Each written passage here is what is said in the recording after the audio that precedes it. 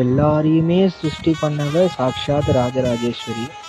அப்படி இருக்கும்போது தேவரெல்லாம் ஒரு காலத்துல இந்த பண்டனுடைய கூட்டத்தை அழிக்கிறதுக்காக, பண்டாசுரனுடைய வதத்துக்காக சிதக்னி குண்டத்தை வளர்த்துண்டு அம்பாளுக்கு மகாயாக கிரமம் பண்ணிட்டு இருக்காங்களாம். ரொம்ப நாள் பண்ணிட்டு இருக்காங்களாம்.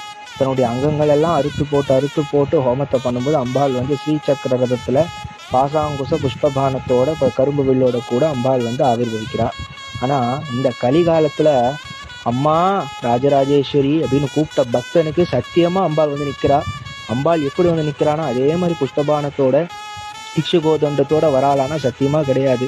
ஏன் அப்படின்னா அந்த அளவுக்கு அந்த தரிசனத்தை பார்க்குற அளவுக்கு நம்ம சாத்தியமானவாளான்னு கிடையவே கிடையாது. ஆனா எப்படி வரா அப்படின்னா கஷ்டத்துக்கு நம்ம அம்பாளை கூப்பிடும்போது அந்த கஷ்டம் நிவர்த்தி ஆகிறதுக்கு ஏதோ ஒரு வழி இருக்கு பார்த்தீங்களா, அதுதான் அம்பாள் சாக்ஷாத் ராஜராஜேஸ்வரி. எல்லாருடைய வாழ்க்கையில இது நடந்திருக்கும். ராஜராஜேஸ்வரி சாதாரணமான தெய்வம் இல்லவே இல்லை. அவளுடைய நாமமே பாருங்கோ ராஜராஜேஸ்வரி.